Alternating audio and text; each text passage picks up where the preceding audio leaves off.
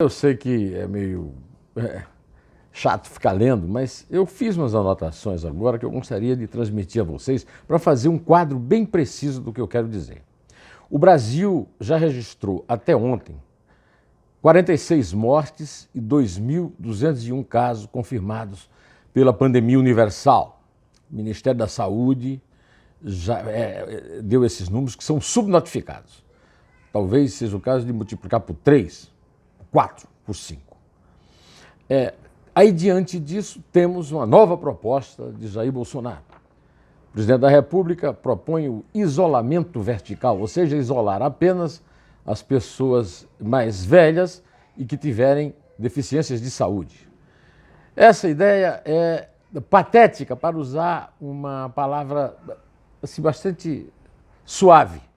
Mas o Mandetta, o ministro Luiz Henrique Mandetta da Saúde, já teria dito a aliados que não aceitará, o Ministério da Saúde não proporá isso, o que o faz correr risco de perder o lugar para o vice-almirante Antônio Barra Torres, que acompanhou o Bolsonaro até a loucura lá do contato com os manifestantes domingo, dia 15. Agora há pouco, o presidente teve encontro com governadores de forma virtual, e nesse encontro houve um bate-boca com o governador de São Paulo, João Dória. Disse que o presidente deveria dar exemplo ao país e não dividir a nação em tempos de pandemia. O Bolsonaro retrucou: se você não atrapalhar, o Brasil vai decolar e conseguir sair da crise, saia do palanque. Primeiro, ele precisa sair do palanque também. Segundo, não se pode falar em união respondendo dessa forma. Outros governadores, caso de Renato Casagrande, do Espírito Santo, também cobraram liderança e responsabilidade do presidente neste momento.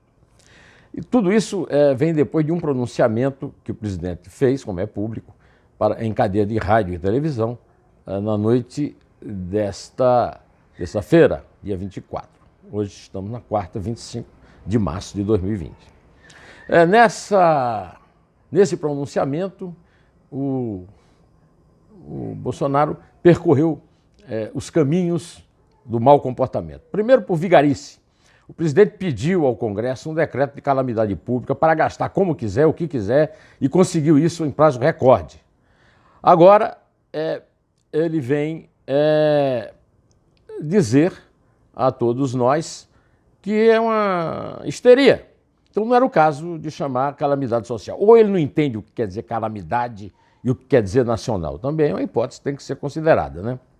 Ignorância, também não falta ignorância. O Bolsonaro disse no pronunciamento que o Brasil é diferente da Itália, mas se esqueceu de falar o que é que explica a pandemia nascida na China, na Espanha, na Itália, nos Estados Unidos, que agora é o epicentro da epidemia, segundo a Organização Mundial da Saúde, em especial Nova York. Será que ele renega a própria origem italiana dele? Egocentrismo. Em vez de lamentar os mortos e dar força aos infectados, cujo número eu acabei de dizer, subnotificados, que aumentam vertiginosamente, dobrando a cada dia, diz que é atleta e enfrentará a doença como se fosse uma gripezinha.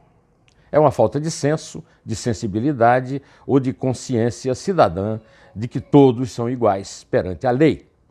Eu posso também perguntar para ele o que eu perguntei para um dos seguidores dele que me escreveu aqui no nosso canal. Que religião é a sua em que idosos com deficiência de saúde têm menos direito à vida do que ígidos? Aliás, é bom avisar tanto ao Lúcio quanto ao Jair, seu Jair, né, lá da Barra da Tijuca, que a morte atinge a todos. Não há nada mais democrático do que a morte. Desde os atletas mais preparados até as pessoas mais doentes. Uma reportagem do Estadão noticiou que esse pronunciamento infeliz partiu de uma reunião com o gabinete do ódio, chefiado por seu filho 02, Carlos. Bolsonaro é bananinha, segundo o nosso vice-presidente, né, que mudou o nome da família, com a decisão de fazer um apelo. Quem dos 57 milhões e mais de 700 mil eleitores votaram no filho dele, Carlos, e o que lhe dá esse direito de participar de decisões tão importantes? A informação foi confirmada pela forma como foi citado o médico Drauzio Varela, sem que o nome fosse citado. É um médicozinho da Globo.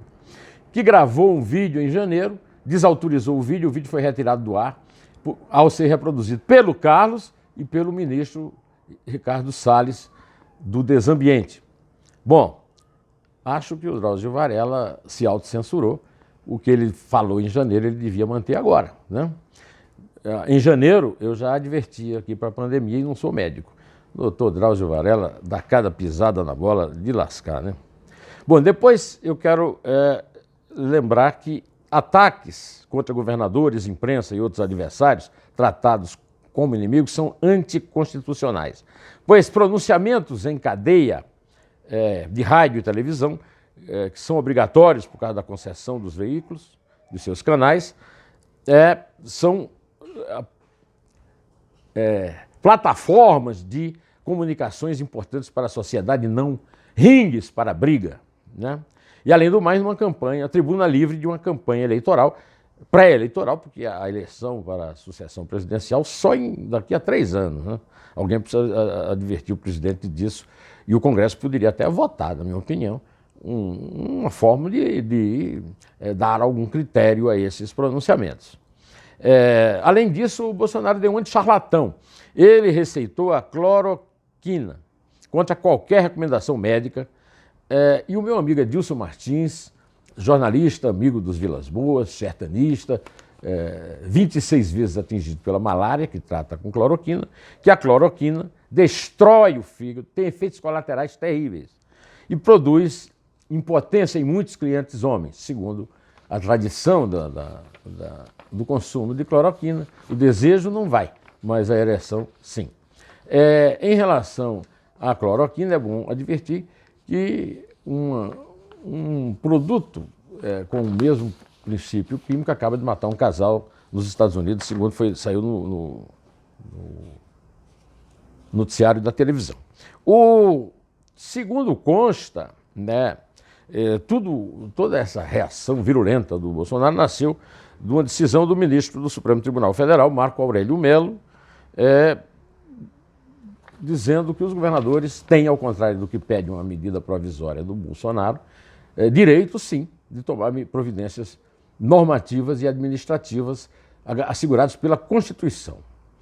A decisão acolhe parcialmente um pedido do PDT contra trechos do Ministério Público. Também devo anotar aqui que o presidente do Senado, Davi Alcolumbre, que está infectado, portanto em isolamento obrigatório de saúde, soltou uma nota oficial dizendo que o pronunciamento do presidente da República foi grave e cobrou dele uma liderança séria, responsável e comprometida com a vida e a saúde da população. Foi uma nota divulgada, né? O presidente da Câmara, o Rodrigo Maia, considerou equivocado o pronunciamento e criticou o fato de Bolsonaro usar a estrutura da transmissão para distribuir ataques. Eu já falei nisso aqui e confirmo.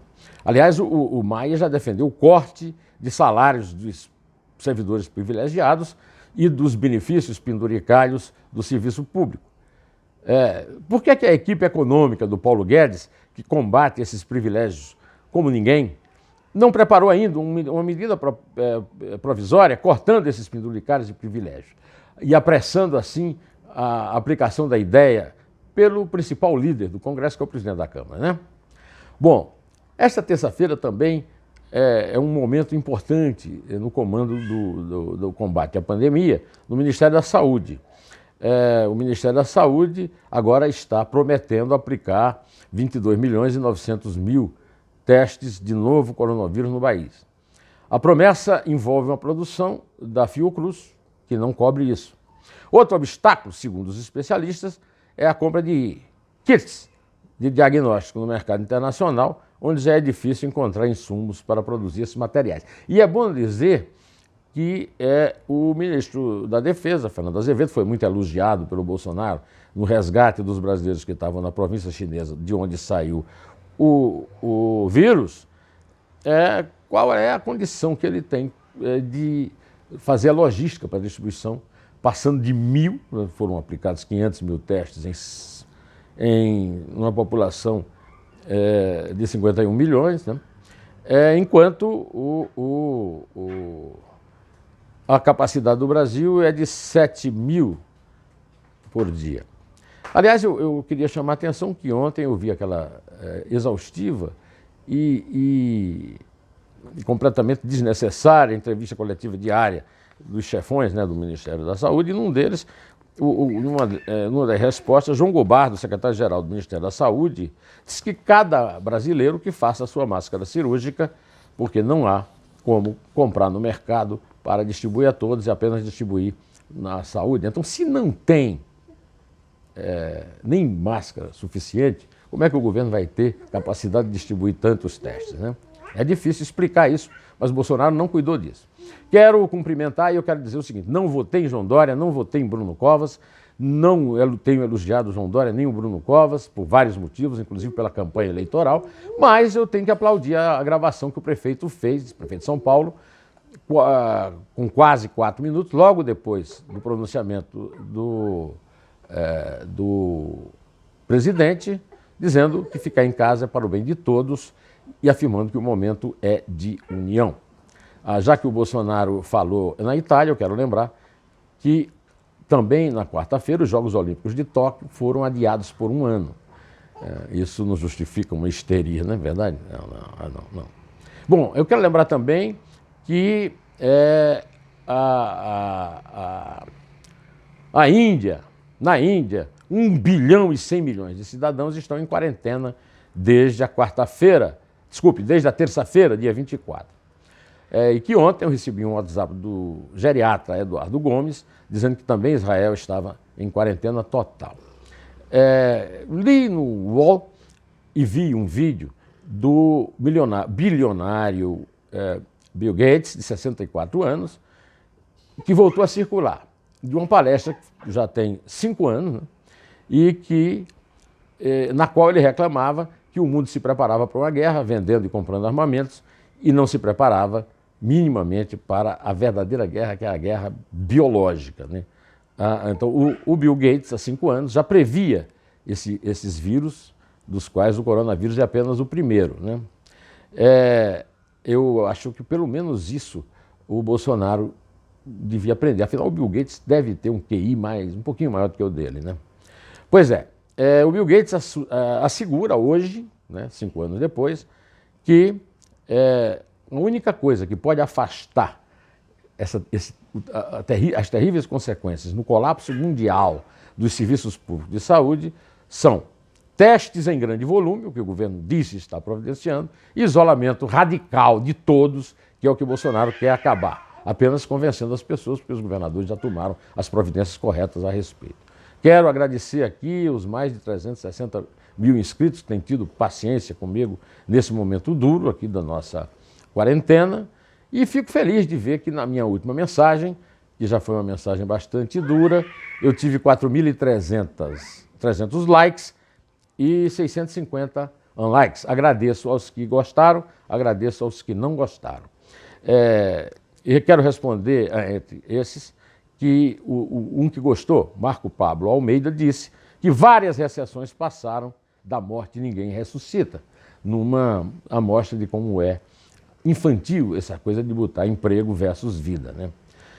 Do lado oposto está meu amigo querido, Ipojuca Pontes, meu conterrâneo, que quer que eu deixe de falar no Brasil e passe a cobrar dos chineses. Eu quero lembrar que em janeiro eu já falava aqui dos chineses, já cobrava os mercados molhados, já cobrava a ditadura que tentou esconder a pandemia quando ela era apenas uma epidemia chinesa. Já falava disso. Falava também da Itália. A Itália que teve todo esse problema porque governantes comunistas pregaram abrace um chinês e coisas do gênero, o que hoje é por isso que a Itália está pagando até hoje. Eu não quero que o Bolsonaro pague, o Brasil pague até hoje por essa insanidade do Bolsonaro nesses últimos pronunciamentos. Não quero.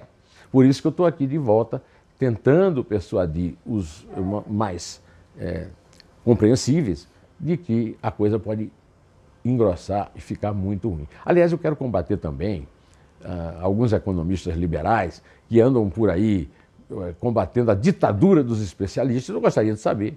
Eles citam sempre Hayek, que nunca teve uma ideia aplicada. Por exemplo, a ideia de o cidadão fabricar o próprio dinheiro nunca foi aplicada. Além disso, eu quero saber se eles estão dispostos a entregar um parente, digamos, em caso terminal de coronavírus, à mão de uma pessoa que não seja especialista, que não seja um infectologista ou um cirurgião, né? Bom, direto ao assunto, em té, que só a verdade nos salvará.